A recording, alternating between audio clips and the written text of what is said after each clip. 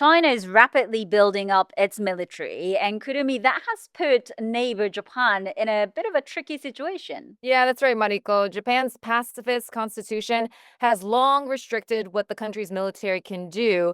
There's a political push for a change now, so Japan can build its military strength, but there's quite a bit of public ambivalence. And changing the constitution wouldn't be easy, and also diplomatically, it would be a huge deal for Japan's neighbors like China and South Korea.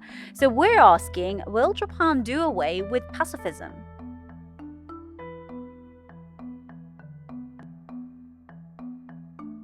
As always, I'm Mariko in Singapore, and this is Asia Pacific from the BBC World Service. Twice a week, we bring you Asia Pacific stories, unpacked by those who know them best. Well, I'm really excited to introduce you to our new Tokyo correspondent, Kurumi Mori. Welcome to Asia Pacific, Kurumi. Great to finally join you. Also in the Japanese capital is Leo Lewis. He's the Tokyo bureau chief for the Financial Times, who's lived in Japan for some 20 years. He also recently wrote an opinion piece titled Why It's Time to Change Japan's Constitution. Welcome to the pod, Leo. Hello, everyone. So, Kurumi, let's start by explaining what Japan's constitution is, because it's really, really unique, isn't it? It's practically the only document in the world which bans a country from having an active military, land, sea, or air. And yet, Japan does have some kind of a military, and I keep getting asked how that works quite often. So, do you want to just explain to our audience how that works? Yeah, so Japan's known as a pacifist nation because of this peace clause largely. It was adopted in 1947 after World War II, and it basically commits Japan to renouncing war as a sovereign right and not maintain military forces for warfare. So basically, in the Constitution, we have 103 articles. This is Article 9, and it's broken up into two parts. The first one says, renounces war, so Japan will never go to war. The second one says it won't hold any war potential. So it states that land, sea, and air forces, as well as other war potential, will not be maintained. So it is controversial. There are many people on both sides discussing how we should interpret it and whether it needs to be revised.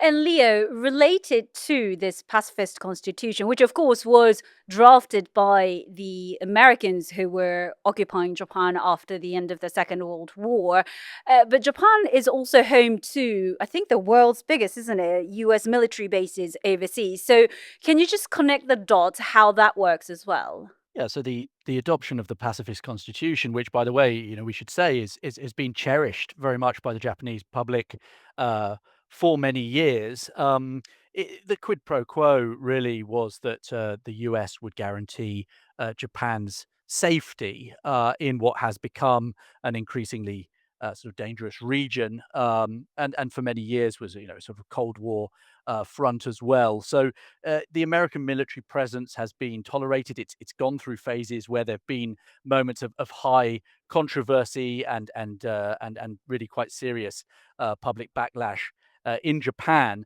But fundamentally, everyone understands that the deal is that the American forces will be there as a kind of guarantee of Japan's safety, while it keeps that pacifist constitution and the principles of it more or less intact.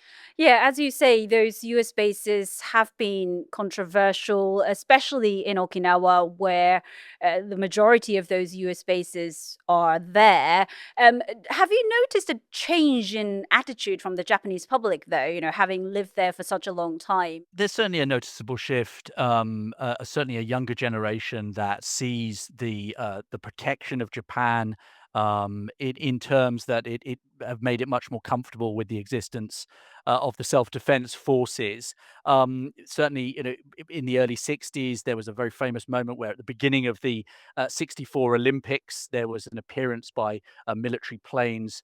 There was a certain kind of kerfuffle nationally because there was still this discomfort about the military, and over the years that has changed. And more recently, the idea that Japan is living in this is living in this more dangerous region. The Japanese government has described, the most severe security environment since the Second World War. And I think that's starting to filter in really as a reason for ordinary Japanese to think, well, actually, look, we do have to have the means to protect ourselves, whatever the constitution says. Yeah, because over the last decade or so, but for as long as I can remember, to be honest, there has always been that debate on whether or not Japan should change this pacifist constitution. But I guess what's different is that under Prime Minister Sanae Takaichi, her ruling party now has a 2/3 supermajority in the lower house of parliament, which is what's required to change the pacifist constitution before they hold a national referendum and basically ask the general public. Kurumi, do you want to just explain what's behind this latest push to change the constitution? I mean, Leo talked about geopolitics. Obviously, we have the war in Iran and so on as well. Yeah, I mean, I think there are a multitude of factors, but the one thing I'll say is Takaichi isn't the first prime minister to come in and voice this want for a revision for the Constitution. It's been in place for 80 years, and it really speaks, I think, to the Japanese people, the passion for wanting to keep a pacifist stance and how important that was to them. But the thing is, with all of these factors going on right now and the tension in the region, as we've all been talking about, I mean, we're talking a lot now about how Japan names is its biggest challenge in the region in the white paper that the Defense Ministry publishes every year. It's again their top kind of challenge. And the biggest thing that they're pushing for now is boosting their defense capabilities and trying their best to deter any threatening forces, including China. Leo, as Kurumi says, this debate has been ongoing for many, many decades. But what exactly has Sanae Takaichi said, especially since becoming a prime minister, about how she wants to change this constitution? The LDP, which is the party that has ruled Japan for really most of the last decade since the Second World War, was founded on the principle that it needed to revise the constitution. And one of the things that I was writing in my article was that it's not just the peace clause that is at stake. It's the idea that Japan should take control of a constitution. It's a very precious document. It's the supreme law of the country, and it has never been revised. And so it's a little bit about taking control of that supreme law for yourself, for the nation of Japan. And so there are other parts of the constitution that could possibly be targets for revision.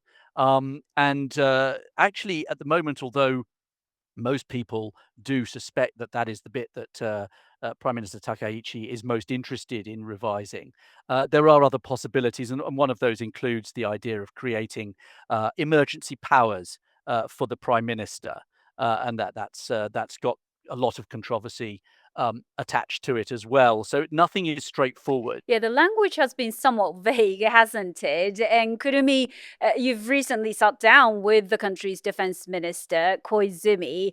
What has he told you? And also, what exactly, in your view, is Sanae Takaichi wanting to change? The defense minister, Koizumi, understands just how sensitive this topic is. So when I spoke to him, he was very careful in his wording, did not give an opinion. これは防衛大臣という立場というよりは I'm speaking not as the defense minister, but as a member of the Diet. Post-war, Japan has never amended its constitution, not even once. In this post-war era, the security environment has changed drastically. In order for Japan to adapt to the times properly and remain peaceful in the future, we need to reconsider the role of the self-defense forces. We also need to make sure the public clearly understands the status of the self-defense forces. Even in this challenging security landscape, we need to possess unshakable defense capabilities. I believe we need to change what needs to be changed. So for him, I think he's part of the LDP. LDP is the party that wants to revise the Constitution. So even though we know that it's very likely that he is for the revisions, he didn't say it to me in the interview. And so again, this really speaks to the sensitivity of this topic and how split the voices are within Japan. Even Sanae Takaichi, I was trying to find quotes and instances of her literally saying word for word that she wants to change the constitution, make the SDF the official military, anything sort of in that kind of vein. And I couldn't find a single thing. Even more recently, I think her tone kind of has calmed down a bit, right? Because she wants everybody to like her. That only helps her while she's in power as the prime minister. So it's really interesting to watch. It's very political, as you can imagine. But again, for a lot of Japanese people, it's become part of their identity. It's our country identity. It's not just an article in a constitution. It really has become kind of what Japan stands for.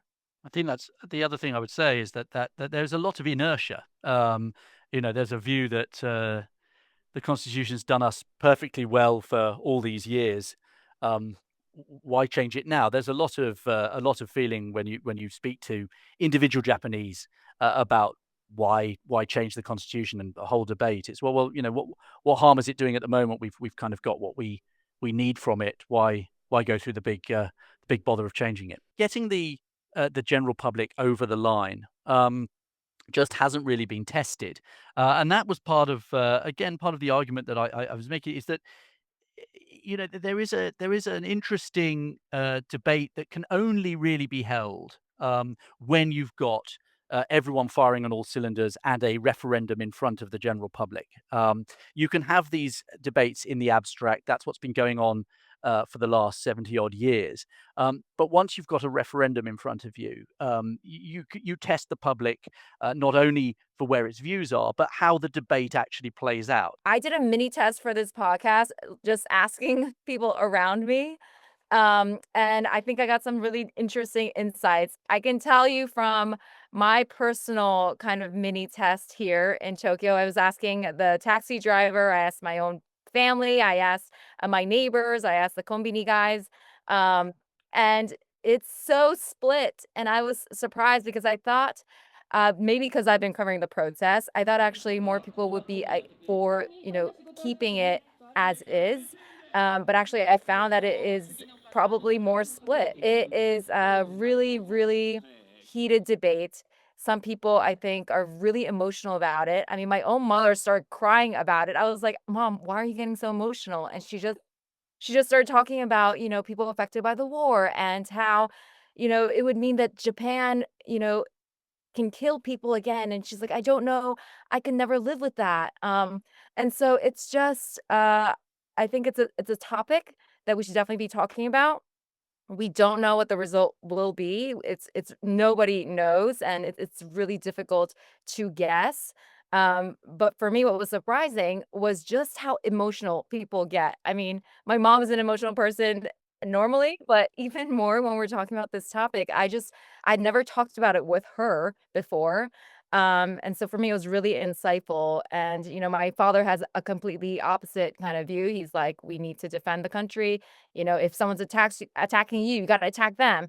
And, maybe that's the way to go. Yeah, I really appreciate you doing that mini survey, Kurumi. For listeners and viewers who might not be familiar with the term she used, konbini, we're talking about convenience stores, aren't we? Like 7-Eleven, Family Mart, and you spoke to taxi drivers. That's like the perfect gauge of how the public think. But I do have this burning question because, from my understanding, those opposing the revision of the pacifist constitution, they're also the ones who aren't very happy that those US bases are in Japan. And as we've been talking about it, as especially China rapidly increases and expands its military, you do wonder, how is Japan supposed to protect itself, defend itself, if it sticks to its pacifist constitution and would want to get rid of US bases? What do you think, guys? There's a lot of question, for example, around the reliability of the US at this point in time, and so for many years that just didn't seem to be an issue whatsoever. That the kind of pacifist debate, the should we think about the Constitution, was played out in an environment where there was simply no question that the US support was there, that the alliance was absolute, and that the US would step in under any circumstances to defend Japan. And so, the last, let's say, 18 months, although this was certainly a feature of the first Trump presidency, has given a certain sector of the Japanese public reason to wonder just how committed the US is to the defense of Japan. And I think that the wise heads say it is committed. There's no difference.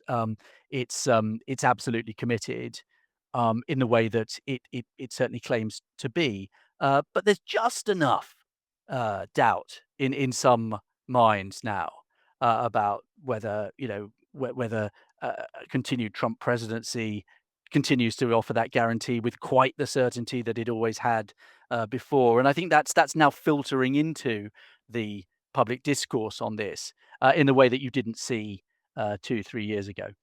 Yeah, because President Trump, he has publicly said he doesn't think that America should be paying so much money to defend Japan, hasn't he? And regardless of the official statement from the White House and so on, if Japan was to ditch pacifism, I mean, that would be a huge thing for Japan's neighbors, China most notably, but also South Korea and other Southeast Asian countries that Japan invaded during the Second World War. How would China, in your view, react to this kind of revision, Kurumi? I mean, China's already been reacting, right? I mean, we saw China react to anything that Japan has been doing recently. They call it remilitarization or new militarism. It's kind of these are kind of the words that they've been using now that they're seeing Japan build up its defenses.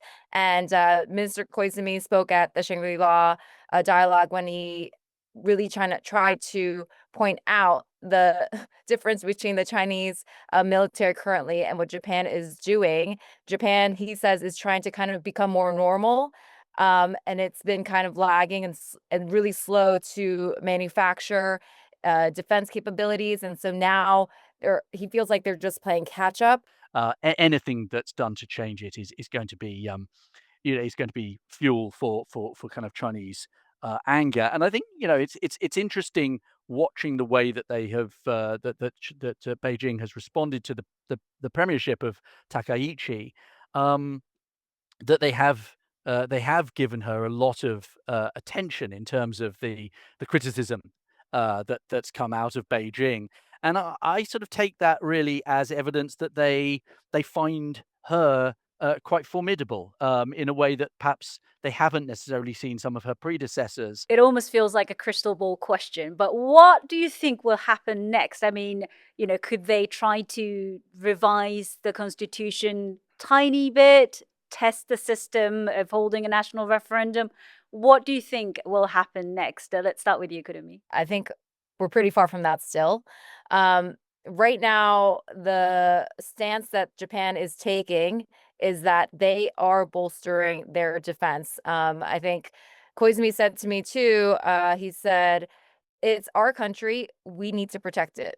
And I think that's the message, right? I mean, it sounds quite simple, but for a country like Japan, it's his way of saying, boosting defense capabilities is now quite a top priority for them. One way or another, what we're going to see is a much more rapid decision-making process granted to the Ministry of Defense and to the political setup, because I think that there is now an acknowledgement that Japan needs to move faster, if not spending more and legitimizing the military through the constitution. It just needs to be quicker at preparing itself for that threat. And next time I get asked about the pacifist constitution and why Japan has a military but can't really, go to a war, I think I'm going to send them the link of this episode. Thank you so much for explaining such a complicated topic to our viewers and listeners, Kurumi and Leo.